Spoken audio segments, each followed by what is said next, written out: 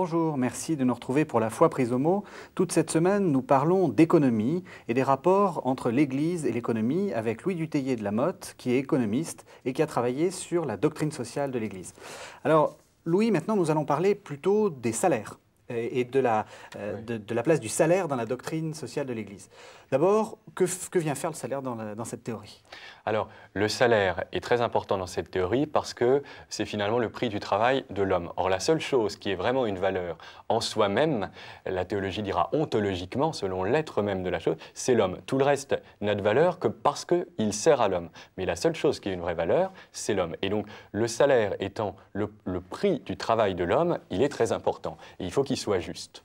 Et alors, juste comment? Qu'est-ce que c'est que cette justice? Alors, il faut que le salaire réponde à deux sortes de justice qui ont été dégagées par la doctrine sociale de l'Église, mais qui reprenaient une conception très ancienne qui datait déjà d'Aristote. La justice commutative d'un côté et la justice distributive de l'autre. La justice commutative, c'est la justice dans l'échange.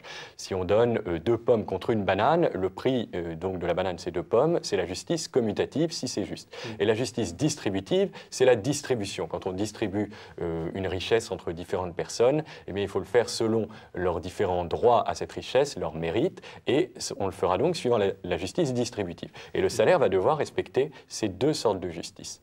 Je reprends ici parce que c'est un peu compliqué. D'une certaine façon, la justice commutative n'est pas la justice telle qu'on la pense habituellement, où si on donne une glace à un enfant, on donne une autre glace à un autre enfant. C'est ça? C'est vrai, mais en même temps, quand vous allez devant le juge pour essayer de rétablir l'équilibre parce qu'on vous a volé, vous demandez un rétablissement de la justice commutative, afin que l'égalité entre ce qu'on vous a pris et ce qu'on va vous rendre soit respectée. Et le salaire, c'est la même chose. C'est-à-dire que vous avez donné du travail qui a une certaine valeur, l'argent qu'on vous rend comme salaire doit avoir la même valeur. Alors évidemment, tout le problème, c'est la valeur, c'est bien gentil, mais qu'est-ce qu'on met derrière?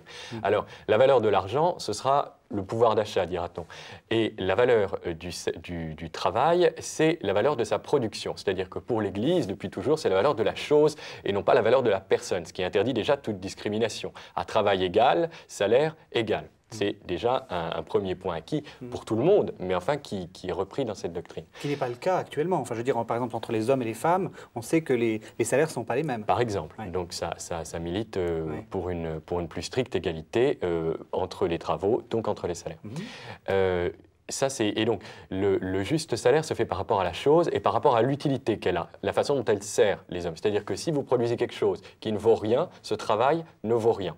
C'est un peu dur de le dire, mais enfin, c'est bien ce qui est dit. Et c'est pour ça que dès le Moyen-Âge, d'ailleurs, et encore aujourd'hui dans la doctrine sociale, on accepte qu'un médecin, parce qu'il a donné un conseil sur de la santé, qu'un avocat, parce qu'il a défendu quelque chose de très important pour vous devant le tribunal, soit payé beaucoup plus pour un travail qui leur a demandé beaucoup moins de peine qu'un ouvrier qui a réparé votre charpente et peut-être risqué sa vie sur un toit. Et donc saint Thomas, déjà, et la doctrine sociale aujourd'hui, admet cette inégalité dans les rémunérations due à l'inégalité de l'utilité des produits proposés. Mais cette utilité, c'est une utilité sociale. Ce n'est pas juste l'utilité pour la personne pour qui vous faites le travail. C'est une utilité comprise par rapport à la société.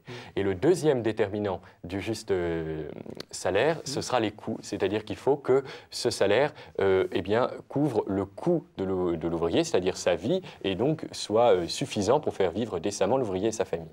Mais ce que vous avez dit m'inquiète un peu, c'est-à-dire, je veux dire, il y a des bons travailleurs et des mauvais travailleurs. Est-ce qu'il n'est pas juste que le bon travailleur, vous dites, c'est pas sur la personne, mais il y a des bons travailleurs aussi. Alors qu'est-ce qu'on en fait? On ne les paye pas plus que celui qui a moins bien travaillé? Mais si vous voulez, mais à ce moment-là, ce sera parce que son travail est meilleur. C'est donc du côté de l'objet que se place la distinction. Alors ça correspond à quelle, vous ne cessez de parler de saint Thomas, ça correspond à quelle philosophie de l'homme derrière? Alors, derrière, il y a l'idée que l'homme doit être compris non pas seulement comme le corps, mais aussi comme l'âme, et que donc il faut avoir les deux croissances, la croissance matérielle et la croissance spirituelle. Et que donc derrière, c'est ce qui va être fait de l'argent qui est important aussi pour Thomas. C'est-à-dire qu'il y a la détermination du salaire, de son montant, mais aussi la détermination de ce qui va en être fait. Et donc, c'est bien ces deux croissances-là, une croissance spirituelle et une croissance matérielle, qui sont à prendre en compte, et qui changent évidemment singulièrement la façon dont on aborde les problèmes économiques. Vous voulez dire que d'une certaine façon, l'Église regarde ce qu'on va faire de l'argent? Oui, Tout à fait. Oui. C'est-à-dire que derrière cette morale qui s'adresse plutôt au patron, où Léon XIII reprend la parole en 1891 et dit il faut payer plus les ouvriers, notamment, en gros, pour faire simple. Il y a un autre discours qui dit cet argent, vous devez en faire ça. Alors ça veut dire vous devez donner de votre superflu, mais également, il dit aux ouvriers, vous ne devez pas donner de votre nécessaire. Ce nécessaire est fait pour votre famille. Et évidemment, toutes les prescriptions traditionnelles de la morale en ce qui concerne l'usage de l'argent. Mais je veux dire, est-ce que ce n'est pas un peu inquiétant, une sorte de d'irruption insupportable dans la vie privée? Alors, c'est-à-dire que tout discours moral représentera finalement une irruption dans la vie privée de ce point de vue-là. Oui. Et ce discours de la doctrine sociale, c'est un discours moral. Il ne faut pas non plus le déguiser. Et ce que je veux dire, c'est que c'est un discours qui s'adresse au monde économique, on va dire.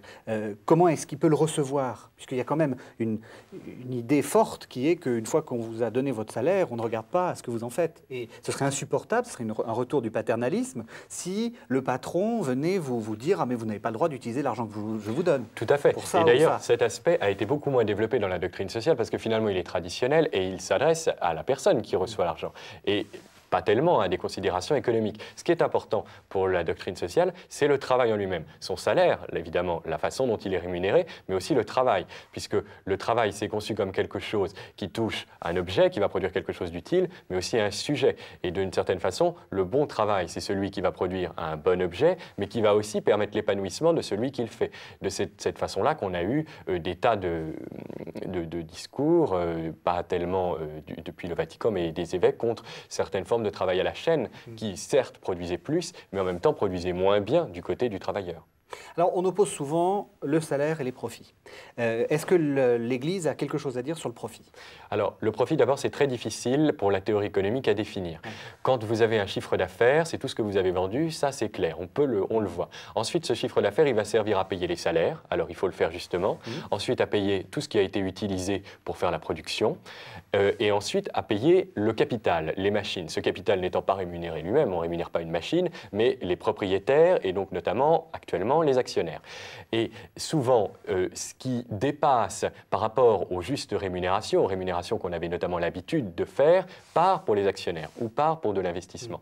Et c'est cet usage du profit qui est délicat. Alors, l'Église ne rentre pas évidemment dans la gestion d'une entreprise, mais elle pose quand même quelques critères pour dire que le profit doit être partagé et qu'il est ambivalent. C'est-à-dire que d'un côté, pour Jean-Paul II notamment, il peut être un signe de vitalité économique, ça veut dire que ça tourne bien, mais qu'en même temps, il peut être le signe que l'entreprise est gérée de façon à générer plus de rémunération pour une partie des facteurs et pas forcément le facteur le plus important, puisque le capital le plus important de l'entreprise, pour Jean-Paul II et pour la doctrine sociale, c'est évidemment l'homme, c'est évidemment les personnes, la seule chose qui a une valeur en elle-même.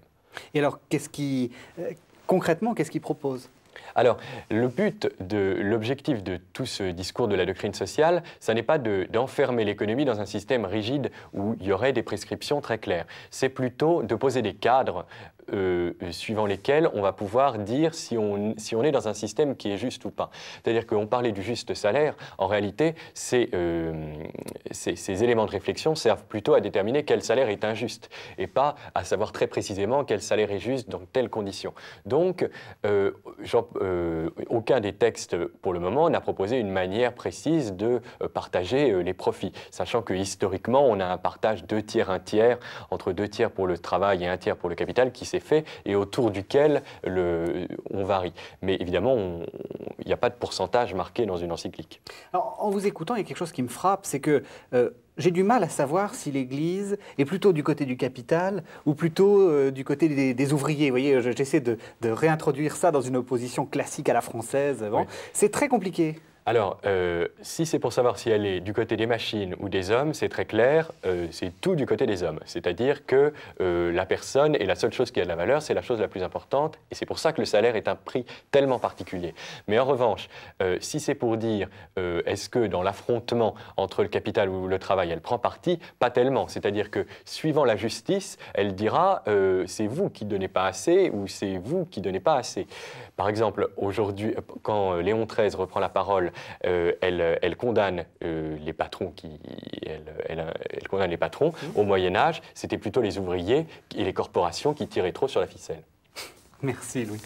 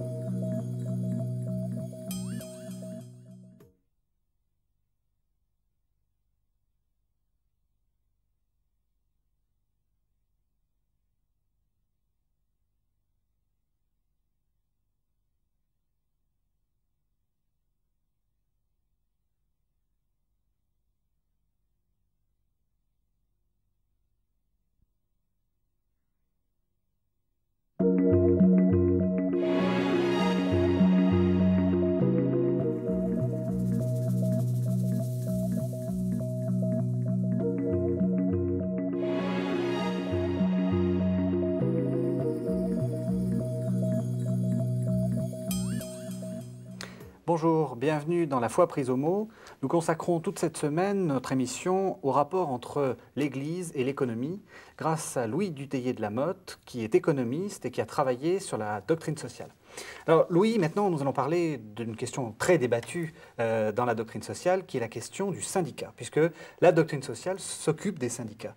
Ça commence quand, cette idée de syndicat Alors, la doctrine sociale parle des syndicats depuis Léon XIII, c'est-à-dire depuis le début, en 1891. La Révolution française, notamment, avait supprimé les corporations, c'est-à-dire les anciens corps intermédiaires, les anciens syndicats d'avant la Révolution.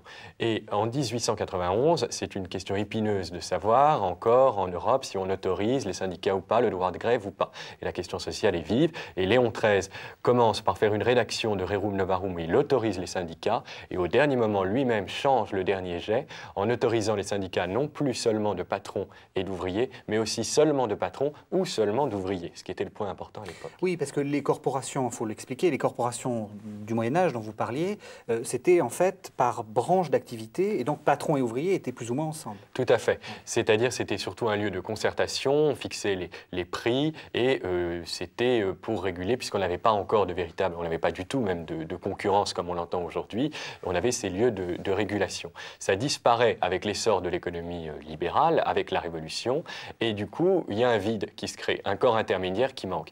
Et Léon XIII demande officiellement à ce que ces corporations soient réinventées, et notamment, si besoin, sous la forme de syndicats. Alors de quelle manière? Comment il voit le syndicat, Léon XIII? Alors, Léon XIII, il voit d'abord, et comme toute la doctrine sociale de l'Église, voit d'abord le syndicat dans une suite de corps intermédiaires, puisque la société va de l'individu, dont la liberté est le bien le plus précieux, jusqu'à l'État et à l'organisation de la société la plus centralisée, mais en passant par tous les corps intermédiaires que sont la famille, l'école et le syndicat pour l'organisation économique. Donc il le voit un parmi d'autres, mais quand même essentiel. Et il ne le voit pas comme un lieu d'affrontement, mais plutôt comme un lieu où justement la justice va sortir et la concertation va se faire. Alors on peut dire qu'il y a un certain idéalisme, mais en même temps c'est le discours qui est développé et qui est constant depuis cette époque.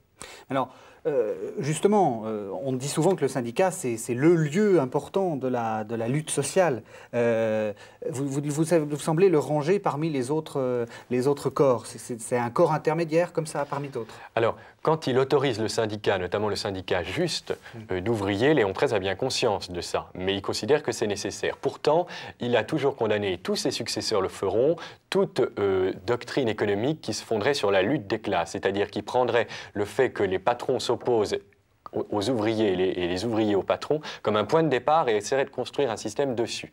C'est le contraire. Il faut partir du fait que chacun devra poser des actes moraux en prenant en compte l'autre dans son calcul économique. Alors, il parle de syndicats. Alors, c'est vrai qu'au moment où il l'écrit, les syndicats ne sont pas encore vraiment constitués. En France, c'est au début du siècle, 1905, 6. Enfin bon, là, il écrit 10 ans avant. Il les imagine un peu comme la CGT. Enfin, pour lui, les syndicats, c'est la CGT? Alors, on pourrait opposer les syndicats de façon schématique, les syndicats à l'allemande et les syndicats à la française.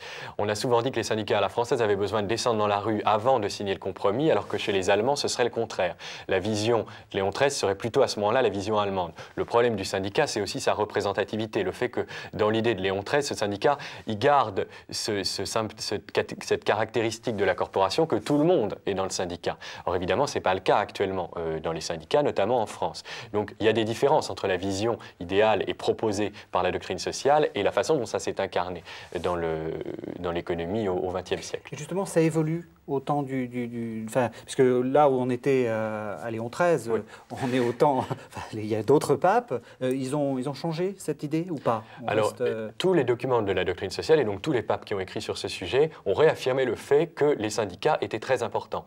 Parce que, encore une fois, le bien le plus précieux de l'entreprise, c'est l'homme, c'est ses travailleurs, c'est cette structure de production qui permet d'abord de faire vivre les familles qui sont derrière. Et donc, ça doit se faire dans la concertation, ça doit se faire dans une paix sociale sociale et une paix qui n'est pas simplement un équilibre de force, une paix armée, où suivant des arrangements juridiques très complexes, chacun a un petit peu de pouvoir et finalement on arrive à une solution acceptable, mais une paix où chacun prend en compte la situation de l'autre. Donc d'une certaine façon, le syndicat n'est qu'une représentation des ouvriers pour négocier et pas du tout pour obtenir des acquis sociaux de manière systématique.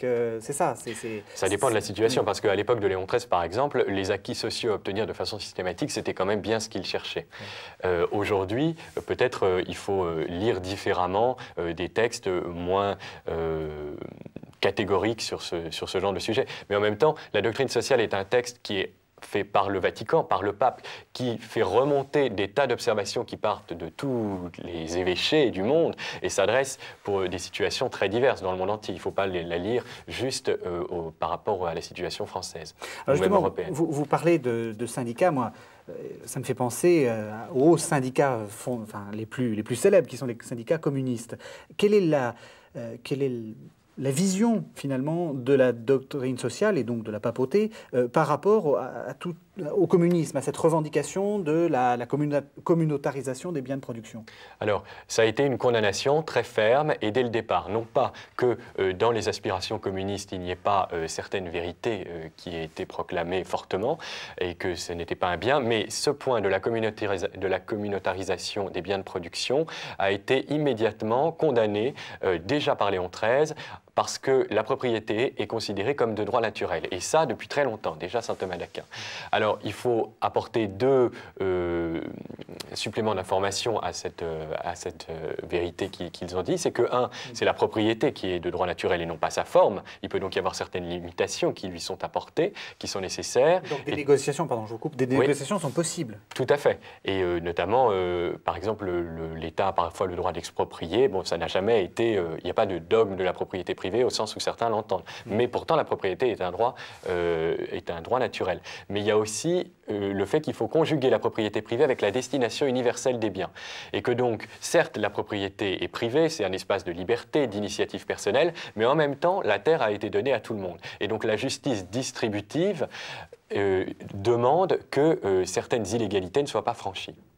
Alors, maintenant, j'aimerais qu'on parle un peu de l'entreprise. Quelle est la vision de l'entreprise ? Vous avez parlé du syndicat, le syndicat se met dans une entreprise. Alors, l'Église ne condamne pas ou ne propose pas certaines formes, certaines structures de production plutôt que d'autres, la corporation ou l'entreprise. Mais elle accepte l'entreprise comme une forme où la liberté, notamment, et l'initiative peut s'épanouir particulièrement si elle s'insère dans un cadre juridique et moral qui fait que la justice est respectée.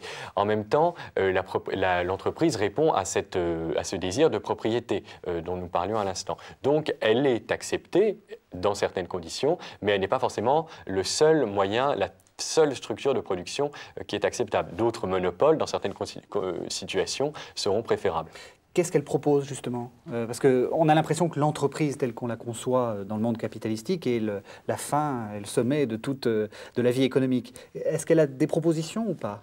Alors, déjà, sur le problème de cette fin, la fin d'un système économique, pour la doctrine sociale, c'est toujours l'homme. C'est-à-dire que l'entreprise ne sert à rien si, au bout du compte, ce qu'elle crée, c'est peut-être des richesses, mais en bafouant certaines personnes. Donc, dans l'ordre des fins, c'est-à-dire les différents objectifs qu'il faut classer, qui n'ont pas tous la même valeur que propose la doctrine sociale, l'entreprise figure et le profit comme signe de vitalité économique peut figurer, mais l'homme et les personnes sont toujours au-dessus.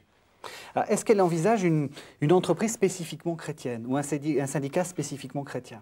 Non, parce il y a la volonté expresse de ne pas proposer un modèle spécifiquement chrétien, justement parce qu'à ce moment-là, ce modèle finirait forcément par être daté et par ne pas s'adapter à toutes les situations. C'est plutôt un cadre, des exigences qu'il faut mettre en avant, rappeler sans cesse, adapter certes aux évolutions de l'économie, mais qui ne constitue pas un cadre rigide, un carcan dans lequel les initiatives économiques devraient s'insérer.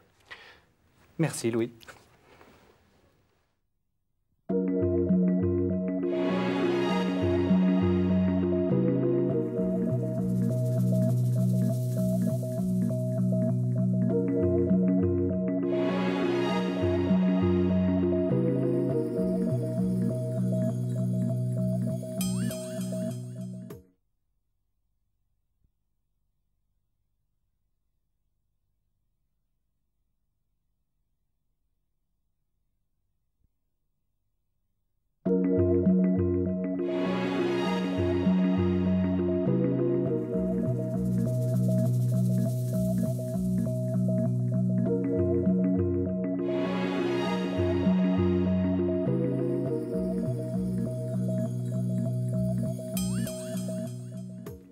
Bonjour, merci de nous retrouver pour La Foi prise au mot. Toute la semaine, nous parlons d'économie et nous parlons de doctrine sociale de l'Église, c'est-à-dire ce que l'Église a à dire de l'économie au monde capitaliste. Alors nous le faisons avec Louis Dutheillet de la Motte. Louis, vous êtes économiste et vous êtes spécialiste de cette doctrine sociale de l'Église. Alors Louis, une des choses importantes dans la doctrine sociale de l'Église, et vous commencez à sourire parce que c'est un peu votre dada, c'est un peu là-dessus que vous travaillez, c'est la question du prix, et en particulier du juste prix. Alors de quoi s'agit-il? C'est une des spécificités de la doctrine sociale, je crois. Oui, parce que cette expression de prix juste, de juste prix, elle l'a gardée depuis les origines, depuis le XIIIe, XIVe siècle, au moment où on a commencé à le forger. Alors il faut voir comment c'est né. C'est né dans des sociétés où il n'y avait aucune concurrence économique, et donc au fond, où on pouvait faire le prix qu'on veut, il n'était pas imposé par le marché. Au Moyen-Âge. Au Moyen-Âge, par exemple. Même avant, on n'avait pas de concurrence. Et donc, l'Église, la morale, imposait que tous les prix ne soient pas pratiqués, notamment pas des prix trop chers pour le blé, par exemple. Ça se focalisait beaucoup là-dessus. Et donc, on a dit qu'il y a un juste prix, c'est-à-dire qu'il y a un prix que vous devez vous imposer, même si dans la négociation, vous pourriez obtenir plus. Et aujourd'hui, alors que le marché impose souvent son prix, on a gardé ce critère du juste prix, pour dire souvent, le marché peut aboutir au juste prix, mais pas toujours. Et le but, la fin, c'est le juste prix, et pas le prix de marché.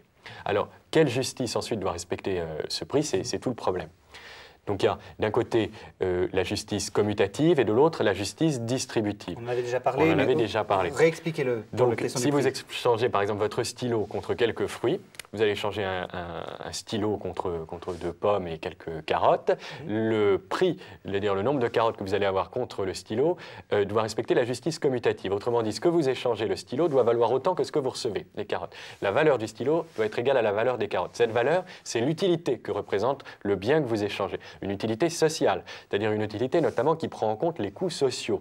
Par exemple, si pour produire les carottes, j'ai énormément pollué et que ça a un coût social de pollution dans une énorme production de carottes, le prix doit refléter ce coût. Et c'est sur ces quelques points que le prix de marché et le juste prix peuvent parfois différer. Mais pourtant, la concurrence est un bon moyen d'arriver, si elle est maintenue dans de justes proportions, au juste prix. Oui, vous voulez dire que l'Église n'est pas comme certains régimes communistes d'avant la chute du mur où on fixait d'autorité les prix. Ce n'est pas du tout l'idée que... Même au Moyen-Âge, il n'y avait pas de fixation autoritaire des prix. Elle était parfois rêvée parce que dans le meilleur des mondes, on pourrait fixer le juste prix et puis voilà. Mais en réalité, c'est évidemment toujours difficile et ça dépend aussi du cas par cas, parfois même des situations individuelles, déjà pour saint Thomas. Et donc, il faut respecter la justice commutative, la justice distributive qui fait que les inégalités de répartition qui vont être induites par ces prix, parce que les prix ont toujours un effet redistributif. Si je vends mes carottes très chères, je deviens très riche. Ou le stylo, pareil. Et bien donc ces inégalités de distribution doivent correspondre à des inégalités, dit-on depuis le départ, de mérite. Alors ça peut paraître très injuste comme ça de dire il faut des inégalités, mais si on considère que c'est impossible, très difficile concrètement d'avoir une société sans inégalité, à ce moment-là, la meilleure réponse que peut donner l'Église et cette doctrine, c'est de dire il faut que ces inégalités soient fondées sur des inégalités de mérite. C'est une réflexion qui remonte déjà à Aristote. Et ces inégalités de mérite, si elles sont fondées sur l'utilité que donne à une société ce que vous produisez, eh ben, ça retombe sur la justice commutative et le juste prix. D'accord. Alors, ça veut dire que, d'une certaine façon, le prix appartient à la morale. Le prix est quelque chose de moral. Le prix appartient complètement à la morale. L'Église, normalement, n'a pas à parler d'économie. L'économie, c'est matériel. Ça n'a rien à voir avec la dimension spirituelle qu'elle veut promouvoir. Rendez à César ce qui est à César. Rendez à César ce qui est à César. Mais pourtant, parfois, César, il influe sur la chasse gardée de l'Église. C'est-à-dire que si, par exemple, le salaire, on avait vu, le salaire est un prix très particulier, mais si on fait n'importe quoi avec les salaires, eh bien, ça peut avoir des effets qui sont moraux. Et donc, de cette manière, le salaire rentre dans la morale. Et il rentre même, non pas spécifiquement dans la morale chrétienne, mais dans la morale de ce que l'Église appelle la loi naturelle. C'est-à-dire qu'elle ne s'adresse pas juste à son public favori, qui est les chrétiens et ses croyants, mais à tous les hommes de bonne volonté. Alors, le juste prix, est-ce que c'est le prix le moins cher? Alors, le juste prix, c'est surtout pas le prix le moins cher. Et même aujourd'hui, le prix injuste, puisqu'on parle de juste prix, mais si on ne peut pas le déterminer très précisément, c'est souvent le prix injuste qui nous intéresse. Le prix injuste, c'est souvent aujourd'hui un prix qui n'est pas assez cher en réalité. Alors qu'au Moyen-Âge, c'était des prix trop chers sur des denrées agricoles. On s'est aperçu, par exemple, dans les années 70 et 80, que dans le tiers-monde, le prix des denrées agricoles était pas assez important. Il nourrissait l'exode rural, il permettait d'entretenir des populations dans les villes trop importantes, importante, que du coup il fallait nourrir à peu de frais parce que ça posait aussi des problèmes sociaux très importants. Et il y avait un cercle néfaste qui se mettait en route à cause au départ d'un problème de prix agricole. Et actuellement, est-ce que la différence nord-sud n'est pas, je veux dire, on fait acheter, enfin on achète et donc on fait produire du cacao, du coton à des prix qui sont injustes. Est-ce que l'Église réagit là-dessus? Alors l'Église peut certainement réagir, mais l'économie doit d'abord nous permettre de remesurer un peu ces écarts, notamment en rémunération. Si vous prenez la rémunération effectivement de l'ouvrier dans une usine textile dans un pays du Sud, vous allez vous dire c'est rien du tout. Mais en réalité, il faut voir les différences de pouvoir d'achat que représentent ces salaires et les différentes de situations dans lesquelles sont ces pays. À partir de ce moment-là, il faut évidemment chercher à ce que dans la situation du pays, on puisse favoriser le juste prix et par rapport à la situation des pays du Nord, on garde aussi des impératifs de justice. Mais l'Église n'a pas éprouvé le besoin de dire il y a un problème généralisé de prix actuellement dans les échanges nord-sud. Pourtant, elle a soulevé des problèmes, notamment ce problème de prix agricole, mais pas de problème généralisé. Est-ce que ça veut dire que les prix actuels les prix du marché et le juste prix sont en phase? Alors, ça veut dire en tout cas que le marché peut être un bon instrument pour arriver au juste prix, mais que le juste prix, ça reste l'objectif ultime et que par le degré de concurrence qu'il propose, le juste prix va être atteint. Mais il y a bien un degré de concurrence. Les économistes parlent de concurrence pure et parfaite, c'est-à-dire qu'il faut une concurrence absolue. Bon, l'Église ne parle jamais de concurrence pure et parfaite, elle parle du degré de concurrence qui permet d'atteindre le juste prix, c'est-à-dire qu'elle voit un degré plus loin, avec évidemment toute la difficulté de savoir exactement quel est ce juste prix. Et en quoi la concurrence est utile? Eh bien, la concurrence est utile parce que justement, elle va rabaisser les prix par rapport aux volontés du producteur et augmenter par rapport aux volontés du consommateur qui veut toujours payer le moins cher possible. Et par ce jeu subtil de l'offre et de la demande, s'il est bien réglé et si le marché est bien organisé, on peut arriver sur le juste prix. Mais pas toujours, parce qu'il peut y avoir une concurrence effrénée ou insuffisante avec des problèmes de prix trop bas ou alors de monopole et de prix trop haut de pouvoir de marché. Il peut y avoir aussi des coûts qui ne sont pas pris en compte par le marché, des coûts sociaux notamment, avec ce que les économistes nomment les externalités. Par exemple, tout à l'heure, quand les carottes polluaient énormément le sol d'une région, eh ben, c'est une externalité négative pour toute la région. Tous les habitants de la région vont ressentir le coût et pas le producteur. Et donc le marché, lui, ne va pas faire en sorte que le prix reflète cette information, ce coût. Et à ce moment-là, le juste prix est en déphasage avec le marché. Alors, vous êtes économiste, vous parlez comme un théologien. On a l'impression que le juste prix est voulu par Dieu, fixé et écrit sur le livre divin. Ils sont fixés. Comment est-ce qu'on sait que c'est le juste prix? Il n'est pas fixé à jamais quand même. Le juste prix, il n'est pas du tout fixé à jamais dans le sens où, puisqu'il est dû à l'utilité d'une chose, ça varie avec sa production. L'or, dont on a peu, est infiniment moins utile en soi que les carottes, qui valent pourtant beaucoup moins cher que l'or, qui est beaucoup plus rare. Et l'air, qui est encore plus essentiel, ne vaut rien tellement on en a. Donc le prix varie avec la quantité. Au Moyen-Âge, on avait peu de croissance, on la percevait pas notamment. Et donc les prix étaient fixes, et ils étaient vécus comme devant être fixes, à part des problèmes de monnaie qu'on laissera de côté. Mais aujourd'hui, on a de la croissance, donc sans cesse les quantités de biens que nous produisons changent. Donc leur utilité, leur valeur par rapport au juste prix qui devrait ressortir, être pratiqué, change. Et donc le marché est encore plus nécessaire puisque on a encore moins l'intuition aujourd'hui, chaque année, de ce que devraient être les justes prix. Et justement, qui le décide? C'est plutôt l'économiste qui dit c'est surévalué, c'est sous-évalué? Comment ça fonctionne? Alors, le juste prix, ça reste d'abord le cadre d'une théologie morale. Et donc, au départ, ce juste prix doit permettre à chacun de poser des actes, des actions qui permettent d'atteindre le juste prix. Le marché propose un prix qui est la résultante de nos actes, et donc nos actes doivent se fixer par rapport à cette norme du juste prix pour faire que la justice arrive. Merci Louis.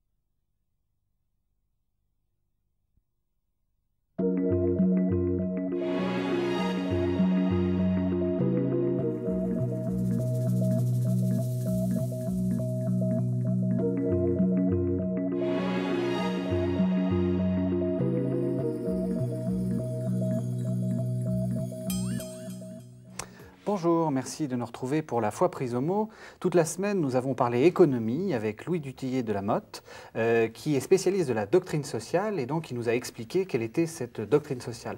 Et dans cette dernière émission, nous allons essayer de savoir un peu plus quelle est la théorie économique de l'Église. Alors, Louis, est-ce que les chrétiens ont une théorie économique ? Ils n'ont pas à proprement parler de théorie économique dans le sens où ils auraient un modèle complet, précis d'économie. Ils ont une pensée économique qui s'inscrit dans une pensée sociale beaucoup plus large. Et par rapport aux critères, aux normes, aux exigences de cette pensée, ils jugent, ils modifient, ils pratiquent le système économique dans lequel les différentes sociétés et pays s'incarnent, ou se sont incarnés dans le passé. Alors, est-ce que, justement, vous parlez de théorie économique, ça sert à quoi? Est-ce que ça change les choses, une théorie économique?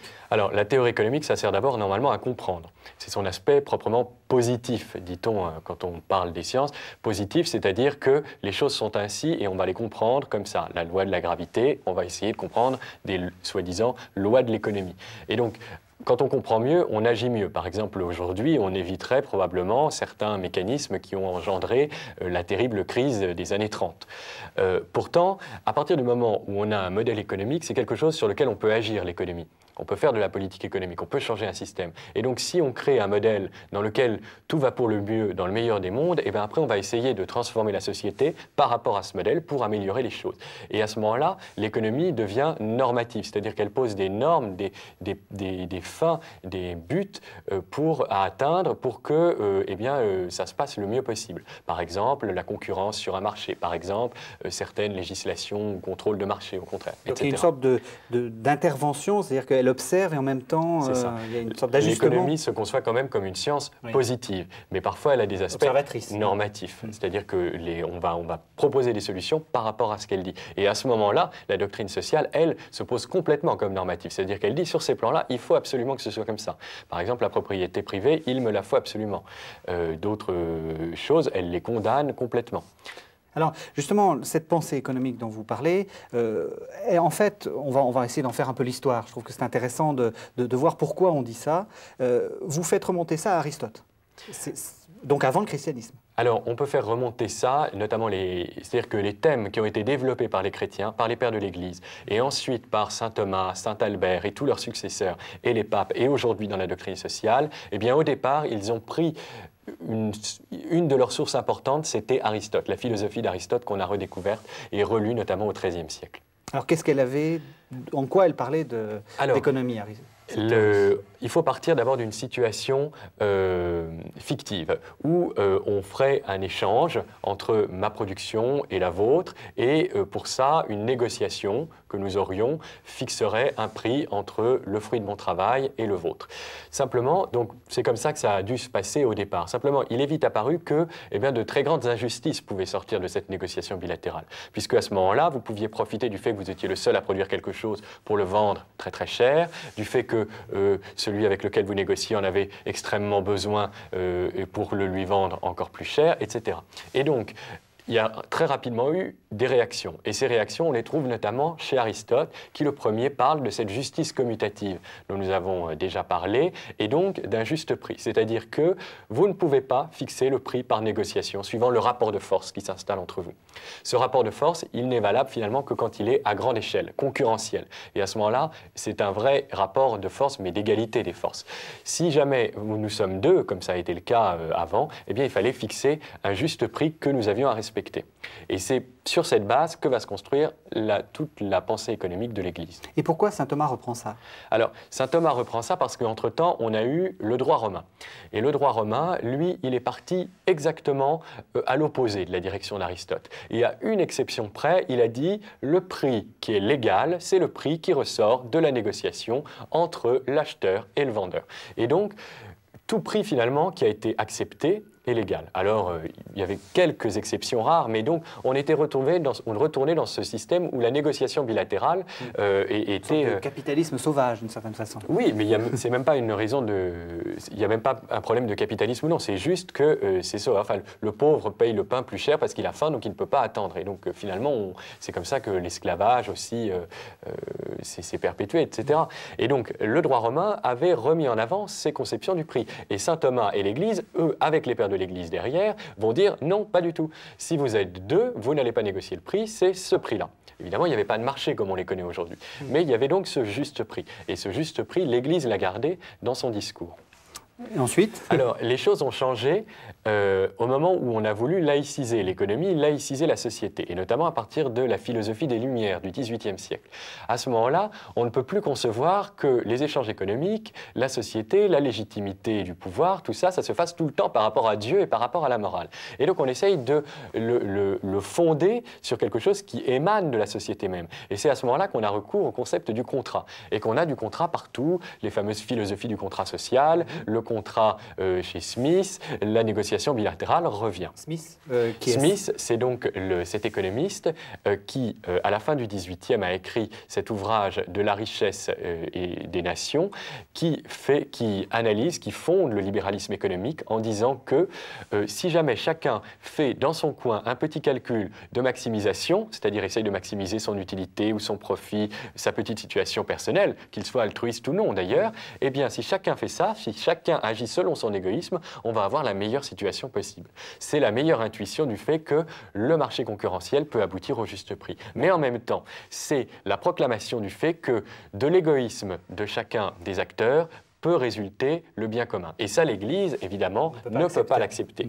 Parce que c'est complètement immoral pour elle. Et donc, il va falloir pratiquement un siècle pour qu'elle se remette à parler économie avec Léon XIII dont nous avons parlé, puisque à cause de la laïcisation des sociétés, de cette réémergence du contrat, donc de la négociation entre les acteurs libres et non plus du prix imposé, et cette affirmation que de l'égoïsme des différents acteurs peut naître une situation optimale pour la société, eh ben, elle va être chaos pendant un siècle, et avec Léon XIII, elle reprend la parole. Et elle reprend la parole dans une situation où, en réalité, le système économique a bien montré, libéral, a bien montré ses excès.